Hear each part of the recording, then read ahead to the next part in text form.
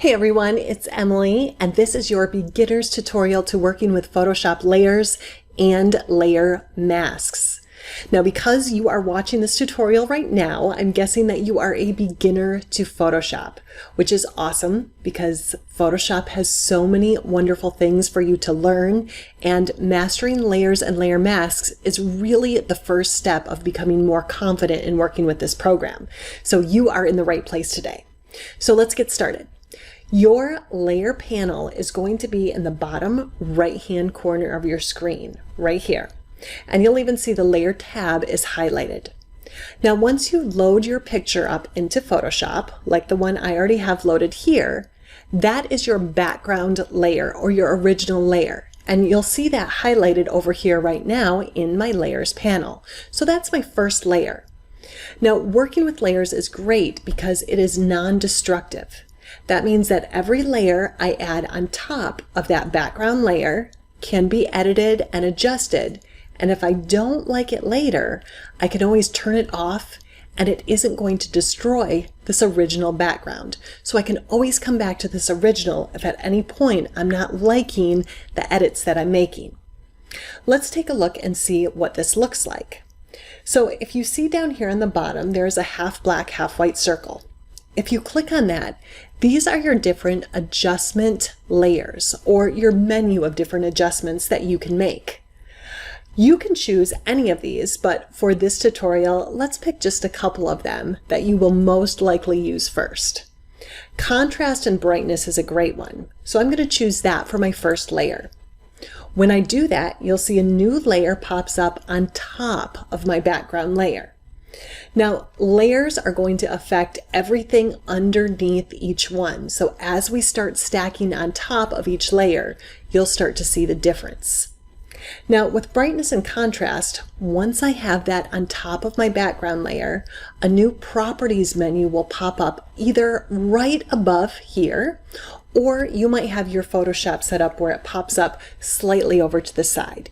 Either way, it doesn't matter. It's going to give you the properties or the sliders that you can use to make the edits for that particular adjustment. So this one, brightness and contrast are the two sliders it gives us.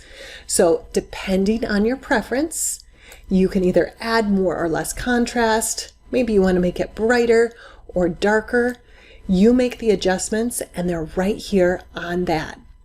Now, if you don't like the way it looks, like I said before, you just click that eye and that turns it off. So you can come right back to the original. Let's turn that back on though, and let's stack up one more layer. I'm going to go back down to that half black, half white circle, click on that, and this time I'm going to choose Vibrance. I'm going to make my colors more vibrant in my photo. So I click on that, and that becomes the new top layer.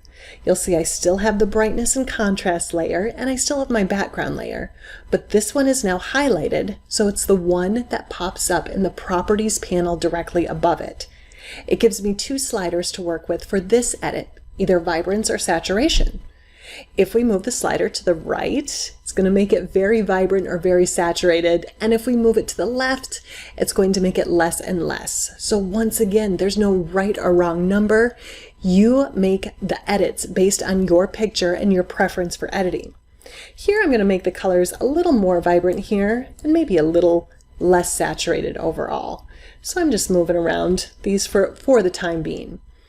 Now, if at any time you don't like how the edit looks on the entire photo, you can use layer masks. And this is where it gets really exciting and gives you a lot more control.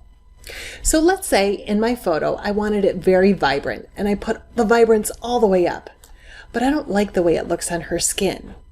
Well, if I go to this vibrance layer and I make sure that this white box is highlighted, that is my mask.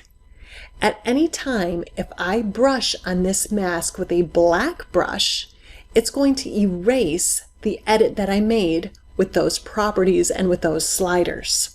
Okay, let's watch and see what happens. So I have that layer mask selected on my Vibrance layer. I'm going to come over here to my Tools panel. I'm going to make sure that color picker is selected to black, and I'm going to pick my brush. Then on my image, I'm just going to brush away anywhere where I don't like that heavy saturation. So I'm just moving my brush around on her skin because I did not like the way that vibrance looked on her skin, but I like the way it looked on the rest of the image.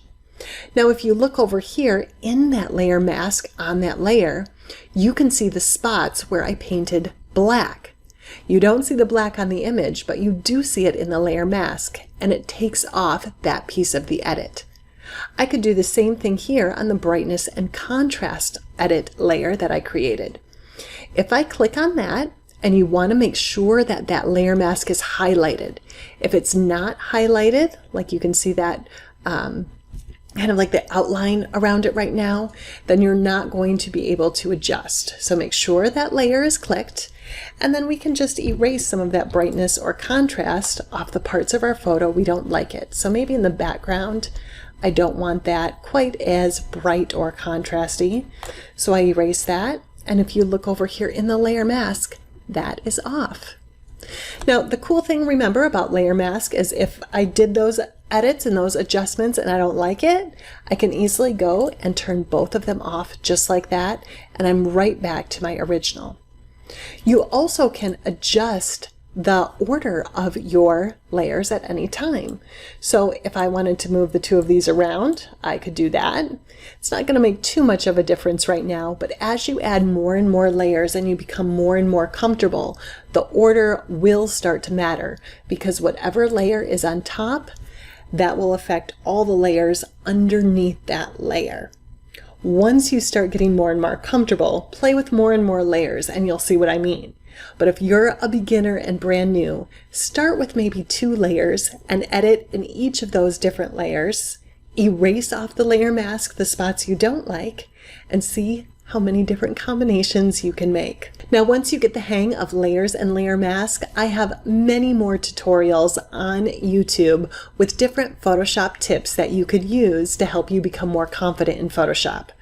But first, get used to working with layers and layer masks, and once you feel very confident, come back and watch some of the other tutorials on here and see what you could create. I think you're going to have a lot of fun working in Photoshop. Make sure to subscribe to the channel if you have not subscribed already, because I will be adding new stuff here all the time. Thanks so much for watching, you guys. I'll see you next time.